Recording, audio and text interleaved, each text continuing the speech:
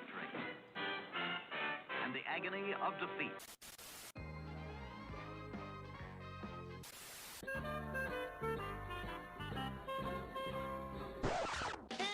Moves it away! Confidence apart! Cover is coming! Nonsense, it never gets there! Madison, great ball around the corner, Penasini! He beats them all! Junior Polar out wide, bumped away from Trindle, Sharks coming through, none of them can hold this! Hello guys and welcome back to an instant reaction edition of the Tip Sheet Podcast. Good to see chat's already pumping. My name's John, also known as 4020. And joining me is my good mate, Sixties, also known as Craig. Ooh, I don't know, that was an interesting one, mate. A quality loss, a very high-quality game either way. Eels going down 18-10 to the Penrith Panthers out at Combank Stadium, mate. A lot to digest in this one. We're going to try and power through it because we are busy boys this Sunday evening. But Eels go down by 8 points, but I have that one chalked down as a higher quality of loss as you're going to get this year, mate, because Penrith, they were back at their premiership best today. Yeah, they were. First of all, John, I can't see you at the moment, so I don't know if there's something technically happening there. There's been a lot happening for me. 1 second, let me get you on here. Why is Ob's not working? There you go. Can you see me now? Oh, there we are. There we go. Beautiful. Yep. John, first of all, thank you to all our viewers for joining us. Thank you to our sponsor, Star Partners Real Estate, Auburn, Narellan and Parramatta, and the home of the Eels, Parramatta Leagues Club. Was there earlier today for the event for the away game, home event, if you like, that was held in Sturlos. And shout out to the boys from the Talkin' Para podcast who did a pretty good job there with that also. So, look, it was literally a Parramatta home game, John. The Eels supporters outnumbered the Panthers supporters. Certainly the Northern stand was almost 100% blue and gold. A lot of noise that was coming from that end. But you're right, there was no comparison between Penrith's performances this season compared to what they dished up today. Again, it's always a matter of, when you look at the draw and the timing of games and what have you, and there is literally the luck of the draw about when you play teams, either at the time of the season where they're firing or not firing, whether they got players in, players out, be it through injuries or origin or what have you. The Panthers didn't follow their normal pattern of resting players after origin. They had all of their stars today. They all rose. They needed all five of them, didn't they? Yeah, they needed all five. We spoke in the preview and said this is arguably the best 13 that Penrith could name, this first starting 13. Maybe there's a couple of boys on the bench that would come in like Ice, for example, but this was their best 13 that they could name. They played like it was semi-final football. They had to overcome the Eels. This Parramatta team is a far different proposition to the team which started the season. This team would have won a number of games that we've lost this year in terms of the performance today. Now, why did we lose? Well, let's get straight into this, John.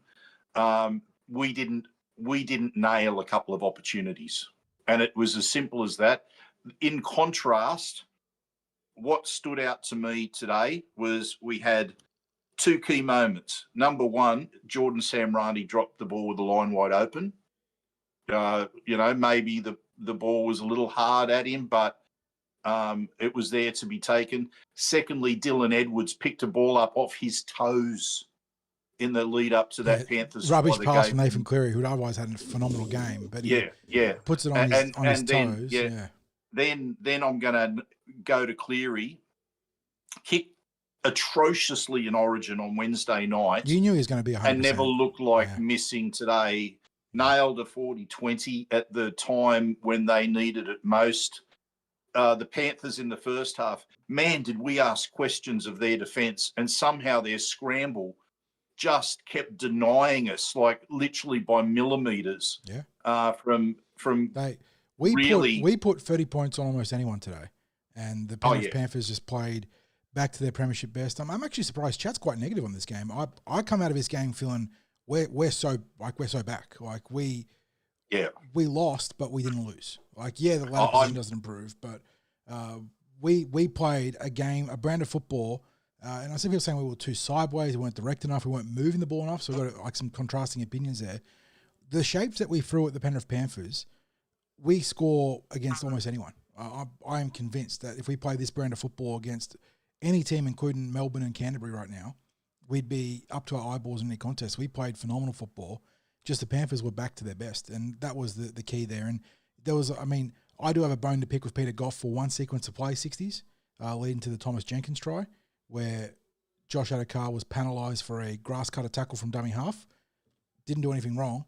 Got a 6 again, missed forward pass, 3 tackles later, and then Jenkins goes over with what was an incredible catch and kick from McLean down that side. You can't defend that. The Eels didn't do anything systemically wrong there, but yeah, it's that was. I feel, John, that the Eels did very little that was wrong today. You know, like there were a couple of errors in the first half in front of the posts where, you know, we just can't afford those. You just can't give up those opportunities. And I think both of them were like on about the second tackle. Yeah, one straight into a 6 again that was there. So, and one of them led to the Panthers going. One of them led to the Panthers going the length of the field and scoring, I think, in the set that they got after that, because I think they come out of trouble, then got a penalty almost on the back of the error, went down, scored, and they're coach killers, those sorts of errors. And look, Jermaine Hopgood had a couple of bad passes early on. Jack Williams got an inside ball, his line from Moses wrong, attacking the goal line, that one hurt. But then you look at the difference was Williams, if that no try goes up a try, that's a try. Like, they're not going to overturn it. And whether you thought he got it down or not, it was literally a B's appendage in it. Then you had the Sam Runny try that you mentioned we got wrong. It looked like Yongi was trying to find Lomax, but Sam Runny sort of crowded the running lane. And then the other one, which this was just Penrith's defence, we had that fantastic shift to the left edge where Adokar links back up inside of Sean Russell.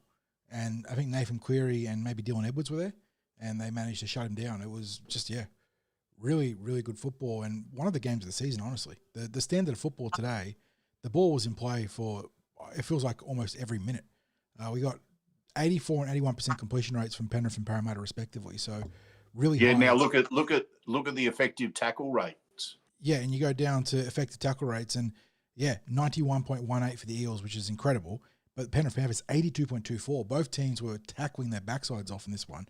So you're going to do the coaches do their review of this game and the breakdown of the tape, and there's going to be a lot of, you guys threw the shape at them. They just answered. And likewise in return for Penrith, they were like, you guys attacked the Parramatta goal line doing really well, but the Eels stood up. And the encouraging thing here is that the systems are really starting to be trusted by the players, 60s. Defensively especially, but offensively too. You're seeing some great shape. Junior being used as a fulcrum out wide. You got some second phase play, and we're seeing conflicting opinions in chat about being too direct or too sideways. And the reality is that Penrith, when they're switched on, are going to make some of your attack look blunted regardless. But the Eels threw some legitimate shots at the Panthers, just they were too good. Yeah. Now, look, I'm the first to criticise if the team is too lateral. I called it out big time in the game against the Dolphins. And what I saw today was not just like mindless shifts across the field. And I shouldn't say that was mindless against the Dolphins, but I thought it was just too lateral, too much. And maybe not asking the sort of questions that we saw asked today. And because I thought there was some sets of 6 early on where I thought, up to 4 tackles in the set was asking a question. There was very little in the way of a settler. The Panthers defense had to be switched on literally on every tackle. Not that you should ever switch off on any tackle. I know what you mean though. Yeah. Completely dialed in. Exactly. Yeah, so I am a bit surprised you telling me that there's conflicting opinions there in the chat, because look, maybe it's just an element of disappointment at losing a game like that today, where the Eels did play so well up to their eyeballs and just didn't get the result. It's certainly you talked about the quality of the match. It certainly was not reflective of two teams sitting at the bottom of the It table. might as well have been 1v3 rather than 15v17 or whatever it was coming into this game. That was premiership contender football right there from both squads. And whether they can sustain it, both teams, and get back into the 8 and then make a shake at it. And of course, the Eels, incredibly inexperienced. They're going to have some stumbles and hiccups along the way. But Penrith, back-to-back premiers, that was unfortunate. Like you said, you get teams at the good time and the bad time. We got them at the bad time. They were back. They beat pretty much anyone today. And like you said, we were literally joking in the preview podcast that as soon as Cleary missed those kicks at Origin, you just knew he was going to spend the rest of the week banging them out at training and getting locked back in, getting his zones right. And sure enough, didn't even look close to missing one. And unfortunately, Zach Lomax misses one, does a Cam Smith impersonation with another one and gets it over. But the scoreboard pressure of being down 12-10, I think, or not being up 12-6 conversely at the same time, it adds up in these close ones. And you can't really say Lomax, you cost us the game because he went out there and banged out another 200 metres backing up from State of Origin. But and what about that other kick from the sideline where he slips? Yeah, the Cameron Smith slip over. Yeah, you just need to turn around and go to the camera. Did you see that? But they are the margins when you're dealing with a premiership contender, which Penrith today were.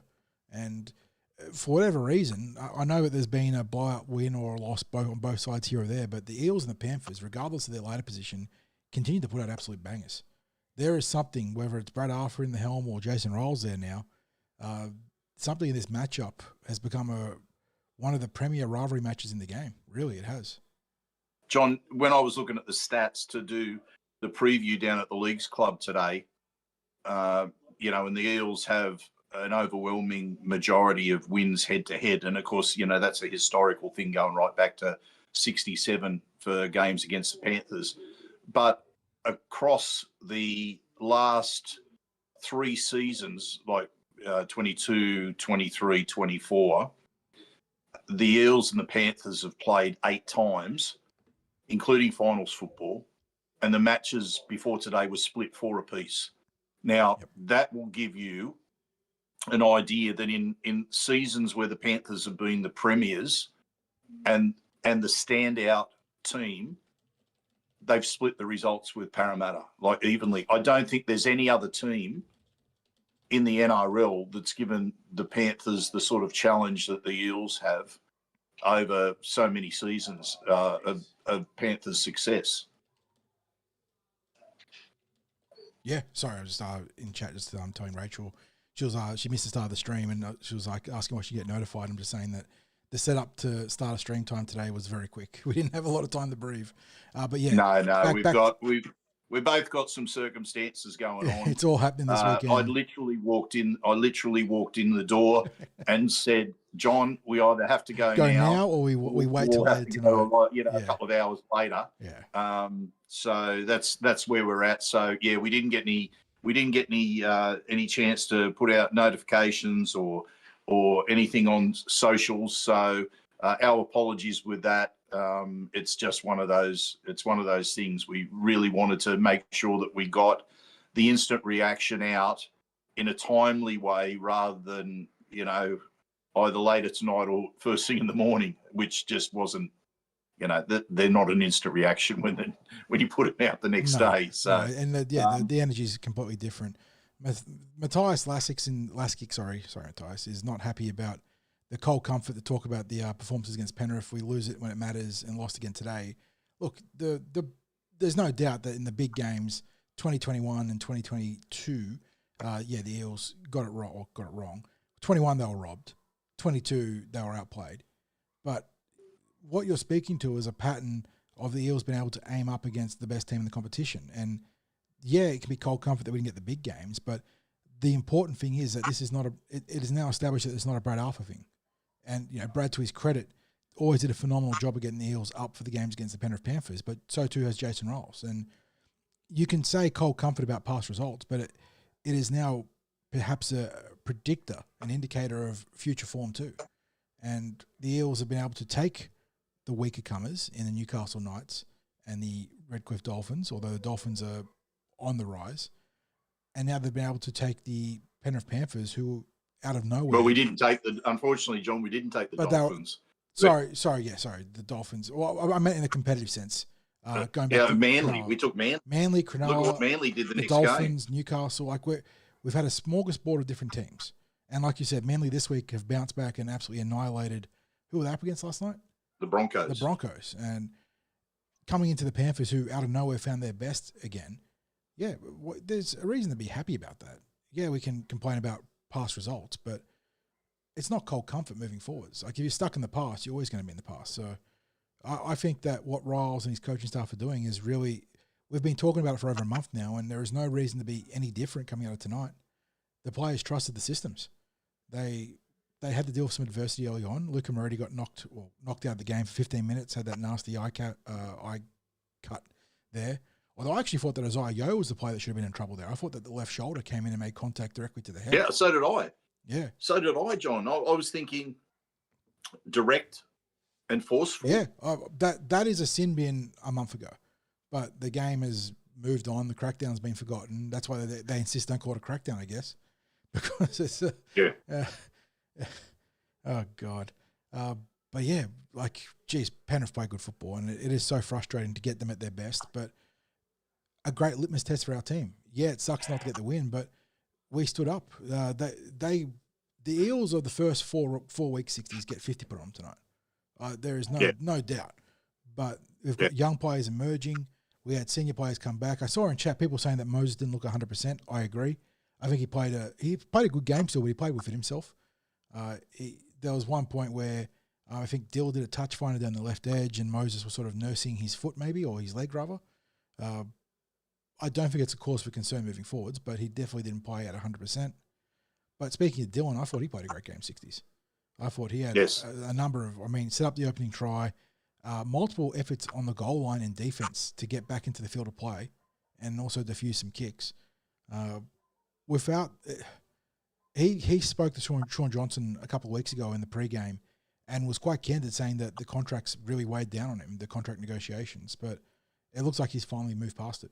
And that's good for Parramatta this year. Obviously, not long-term, beyond this year, but it is great to see Dylan back playing some really quality football. Yes. Look, John, I find it hard to be critical of any player that was out there for the Eels today. I thought, a couple of errors aside, it was, it was a quality game. It might have shown that Jordan Semrani is a bit more of an edge forward than a centre. A couple of, or it might even have been inexperience where he got. I would argue you're right that it shows that long term the projection is towards the back row.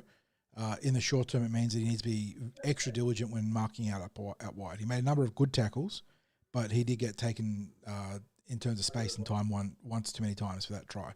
And all it needs is one, and that was the case. So, yeah, I think that long term, it certainly does add credence to the projection that he's a back rower. But in the short term, he still could have saved that try with better spacing. And I think that just comes with experience in the context of the NRL. And Matthias, you made a great follow-up comment, mate. I wasn't trying to take you to task there. It was a good discussion point. So, yeah, that's fair. It is fair. That is another winnable game lost. And this will be a season where we look back, bearing in mind that this is a young and learning team on the fly and a young learning coaching staff too. But there will be a lot of winnable games when we look back and reflect on this season that we go the wrong way. And that's why I said that at the start of this podcast that when you look at it and go, well, why did we lose that game? And it was because we didn't nail the moments. The Panthers did nail the moments. And it's as simple as that. I think I felt like we created more opportunities than what they did. Although, that might be looking at it through slightly biased eyes. I thought we were the far superior team in the first half.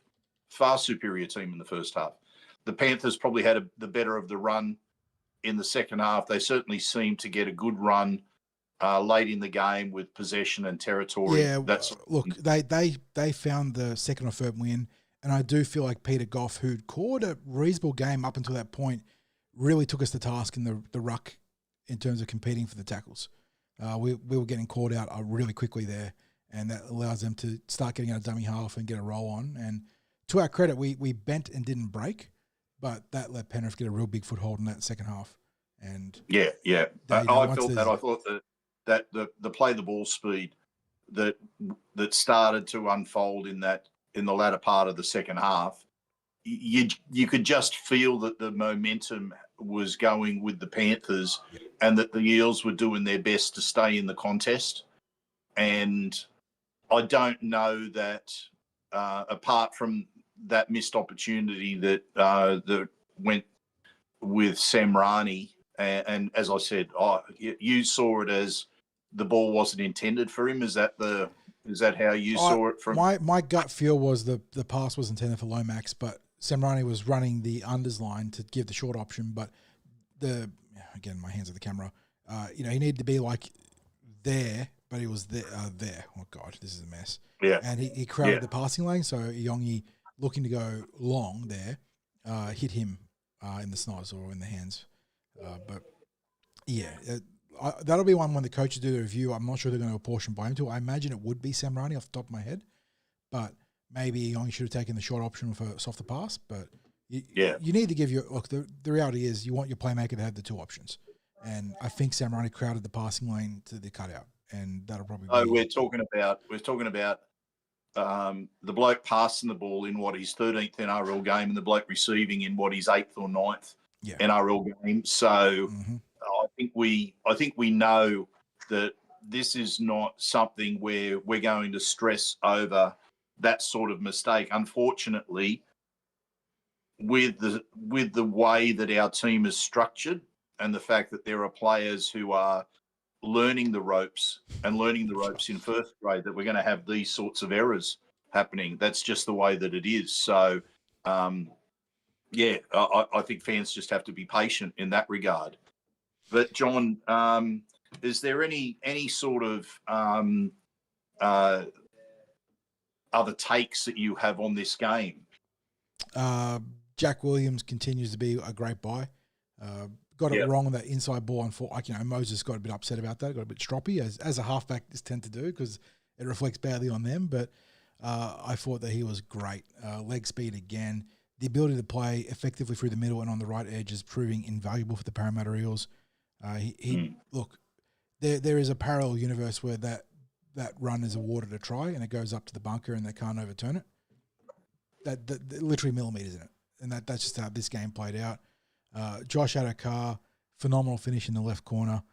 Brought a lot of energy. Had the ball knocked out late in the game, but that was just a case of he'd been wrapped up and a third man came in on the ball and really hammered him on the tackle. But yeah, he did some really good stuff, 60s, and you can see that try, John. That try was right underneath where I was in the stand, and when he's got it down, I leapt to my feet because I'm like, he's done it. I can't believe he's up. Like I thought he was in an impossible position to score there. I just thought there's not enough space. He's lightly framed compared to the bigger defender coming across, and I just didn't see a way where it was going to happen. But his history tells you he's a try scorer. That's what he's, that's his value to the team as well. And those half chances become full chances. And he's really, the work rate tonight wasn't 150 plus metres. It was 117, 120. But he's really putting his hand up now to do some of the tough work. Penrith went after him with the long kicking, and he didn't get a lot of easy metres there. So the rest of the metres that he was plugging away at were good, productive runs.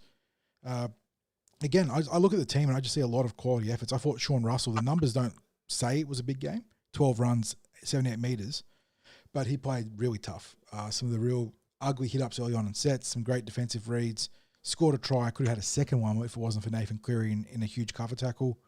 The bench, Ryan Madison continues to get back to something that resembles his best, and I think that's been really good.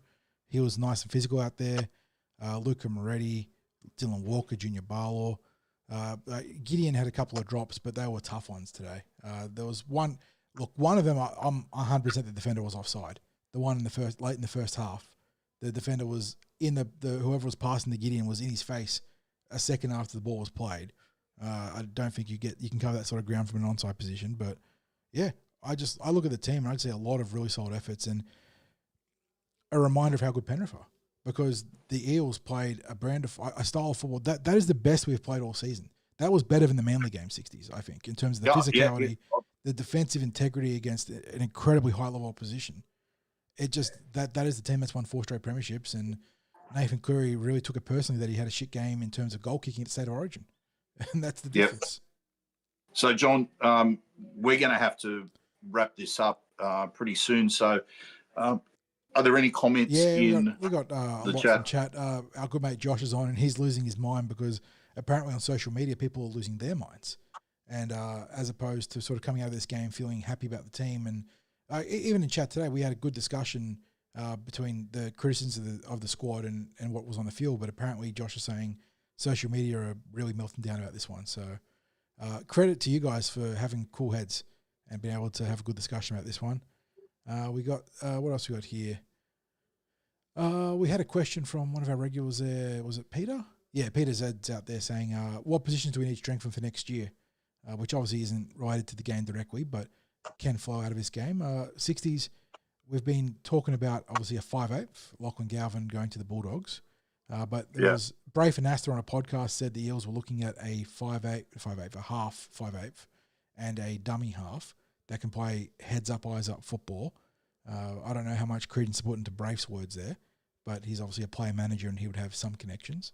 Likewise, I think it's pretty safe to say that we could use a bit of shoring up at middle, whether it's prop or lock, and maybe another edge player. Yeah. Look, I think maybe an experienced middle, and it's really hard to say now because I'm looking at what we're producing on the edge. Spots are getting tight. It's tightening up, isn't it? Yeah. I'm really liking what we've got there as options on the edge. And you know what is the crazy thing, John? If we can't get a quality middle, I'd keep Matto for another year. Yeah, I was watching this game with my brother, and I was saying, you know what? Like it's now getting closer and closer to how much is the scales tilted towards keeping him? Yeah, because we've got some middles on the rise who are maybe, like a year or so, 18 months away from being first graders. So, maybe they're the sort that would get given a taste towards the end of 26.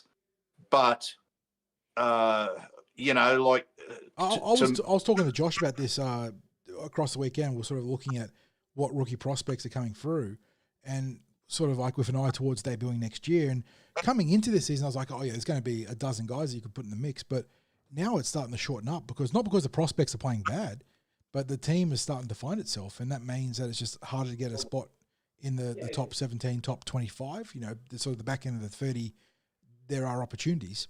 But the way the team's playing, there's a lot of guys that are really putting two hands on a position. Yeah. Look,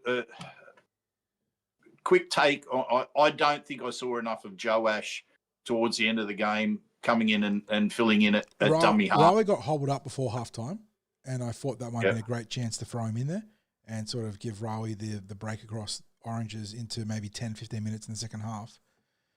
Because having his intensity in defense would have been really important at the back end of that game and be able to cut down on some of Cleary's time. But that is part of the problem, and I say problem in a positive sense. The puzzle probably is a better word for Jason Riles is how to consistently utilise and unlock Joash in this team. Because getting him in a dummy half is one thing, but he is not a dummy half by trade, and he's going to spend a lot of time shoveling the ball around and just making tackles. Like he's not going to have a great feel for taking control of the attack and when to overcall Moses and Brown, because that's a big call to make. Is you've got a State of Origin halfback and a New Zealand international there. How are you going to be overcalling them as a guy that's playing his second game at dummy half, or first game at dummy half? So that'll come. And now, what did you think of Riley today? Yeah, great. He again. I haven't. Let me look at his numbers because I assume he would have made 50 tackles. Where is he? Oh, only 46 tackles. Riley, come on, mate. 2 missed. So really good effectiveness there. On top of that, he started to open up the Penrith Panthers through the middle. He had a really nice play where he got a penalty out of Luca Moretti being pulled back, where he ran the ball. He is just He's reading the game better. The game's slowing down for him. He hasn't hit the rookie wall, which is really encouraging. And I suppose a big part of that is how dedicated he is to his pre-game preparation, to his fitness. He's able to push through. I think we know where he stands there. Yes. Well, we were waxing lyrical for a long time about his efforts, and it's come to full fruition now in the proper season. And the game is starting to slow down just a bit for him. He's starting to make some good reads. I don't need to see a lot of kicking from him, but the odd kick here and there is going to be good from him, which we've seen here, now and then. But the running is a big one. That is what really rounds out a game as a dummy half, is your ability to pick apart the ruck, make the line breaks, earn the 6 agains and the penalties from sniping out offside defenders. And that has come more and more in recent weeks. And he's never going to be a dominant running half. That's not his game. But being able to pick out those opportunities will be the part of the experience process for him. And that's really starting to, he's not fully there, but you're starting to see it manifest. John, I want to throw it to our viewers about their 3-2-1. We'll give our 3-2-1s now, and then we'll do a quick consensus. So everyone that's listening right now, if you can give your 3-2-1s for today. So John, because we really do have to wrap things up, unfortunately at the moment. John, what's your 3-2-1? Got to give it to the most maligned man of the Eels this year, Dylan. I think, or Brown, because there are 2 Dylans now. He put his body on the line today, getting out of the end goals twice, diffusing some kicks, setting up tries. He's down for 90 metres, got 4 tackle busts. How many tackles did he make? 19 tackles. So he was all over the park in a good way. And I think that's the sort of effort we're going to need from Dylan consistently if we're going to climb the ladder and get into a position to compete for the finals. Yeah. Look, I'm finding it really hard, John. I'm not looking at any stats with this today. This is just a pure gut reaction as to what I saw. And also I was watching it from end on with being in that northern stand. I'm finding it hard to go past Jack Williams. Yeah, he's going to feature my points too. Yep. I just thought, apart from that one drop, he was a handful for the Panthers all game. And they were switched on offensively, as we've spoken about. So the fact that he was causing issues, poking his nose through the line, outright breaking the line, really good signs from Jack. And again, that position versatility is huge. I always have to look for a forward as well, John, because, the forwards have to do that tough stuff. And if they're not laying that platform, the backs don't get to do their thing. And I thought, he's right up there. Who gets you 2, John? Zach Lomax. Yeah, just backing up for State of Origin, 200 metres, a ton of work off the ball. He had some nice offloads too, popped up on both sides of the ruck. Didn't look, to his credit, the Penrith winger, what's his name? Thomas Jenkins, did a really good job in the air against Zach. But no player put their hand up for the ugly work more than Zach Lomax tonight, and really, really good. I'm going for Riley Smith for the 2 points. He was just, and I know he got taken off towards the end, but just his workload and because there's stuff there that there's no stats on it. Where's the stats on kick pressure? Right? We don't see stats on kick pressure. That's advanced He's stats. Constantly that man running up. Yeah. Because so they track support runs, they track dummy runs, they track kick pressures, and you got to think that across the NRL, he'd have a comfortable lead on anyone else. He is there every set. Yep. And you actually saw Cleary get moved off the spot a couple of times tonight because of it. So really well done. Yep. 1 point, John. Well, I said he was going to get points, so I foretold that there. Jack Williams, very good. Again, I've mentioned it 3 times now, but his ability to cover multiple positions in the forward pack, really valuable for any coach, and especially for a young coach in Jason Riles that is trying to feel his way through for the composition of his pack, and being able in that last month and a bit to play both positions at a high level has been hugely influential for the Parramatta Eels. So he got 1 point, could have easily gotten 2 or 3 tonight. Yeah, for me, 1 for Zach Lomax, for all the reasons that you said. Just a tough performance from him. It was all the dirty meters that he was having to get. Just a really tough, rugged performance from Zach Lomax. Honourable mentions across the park as well. I see people in chat saying, shout out to Mitchell Moses. Yep. Even though he wasn't 100%, he did a lot to keep the Eels in the contest. Riley Smith didn't get points from me. Obviously had a great game. I thought Kelmer was very good off the bench, 60s. And importantly, I thought defensively he was making some big efforts. There was some strong runs.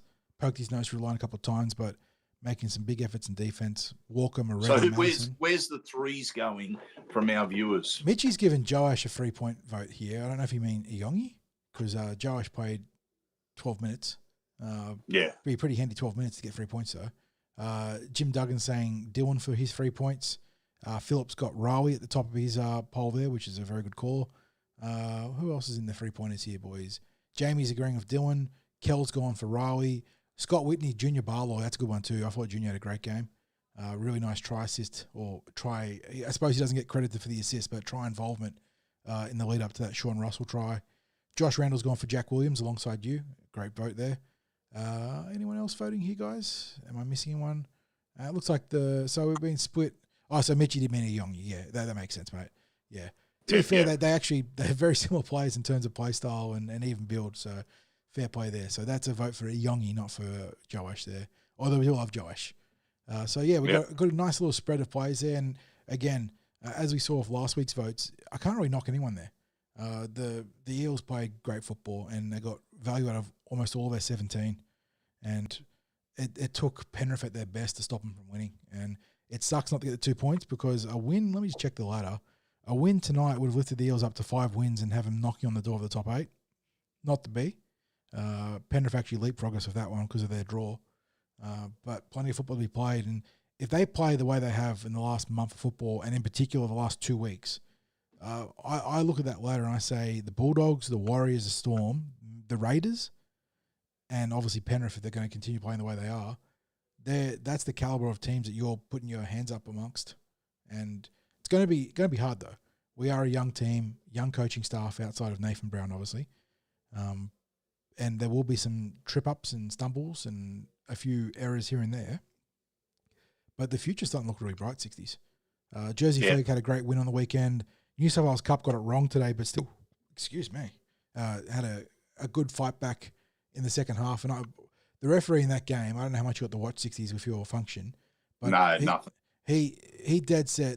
The idea of being tackled in the air does not exist in his rule book because the Penrith Panthers scored 3 tries, taking the Eels out in the air. And that's not why they lost. Some really fragile defense, which has been one of their calling cards. Good defense this year is what cost them. But that was, there was some ordinary refereeing in that one there in particular. But good weekend for the Parramatta Eels in terms of the quality of football. And I don't know what you want to round out with here, mate. No, I've really got to actually wrap things up right now. Yep. So, again, thank you to everyone for tuning in at really short notice with this instant reaction. Thank you to our sponsors, Star Partners Real Estate, Auburn, Narellan and Parramatta, and the Home of the Eels Parramatta Leagues Club. Thank you, John, for being able to jump on so quickly under these circumstances. And everyone, as I always say, and especially after today, tough loss, but a quality performance